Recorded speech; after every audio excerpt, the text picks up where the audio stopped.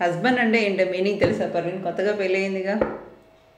Husband అంటే అన్ని చూసుకుంటారు కదండి. హస్ అంటే ఏంటి హిందీలో? నవ్వు. బంత్ అంటే? బాయ్. బంత్.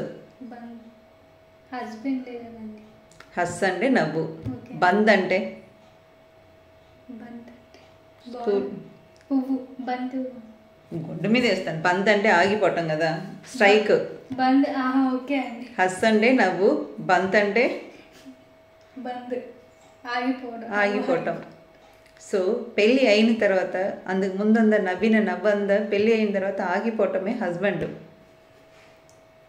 పెళ్ళి అయిన తర్వాత ఎవరికి నవ్వు ఉండదు. అదంతా హిందీ నుంచి వచ్చింది హస్బెండ్ అని. హస్బెండ్ అని మనం ఇంగ్లీష్లో రాస్తుంటాం, అర్థమైందా? కానీ అది హిందీ. అర్థమైందా?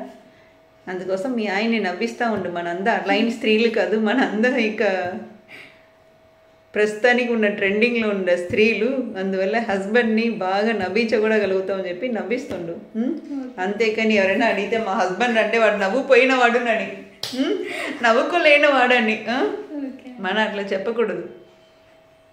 మా లైఫ్ పార్ట్నర్ని చెప్పాలి, అంతేకాని హస్బెండు వైఫ్ బెండు అన్నీ బెండే లేదు, స్ట్రైట్గా లేదు జీవితం. ఓకే. హస్ అంటే నవ్వు, బంద్ అంటే ఆగిపోవటం. సో నవ్వు ఆగిపోవటం. పెళ్ళి అయిన తర్వాత ఎవడు నవ్వుకున్న స్వేచ్ఛగా ఉండడు.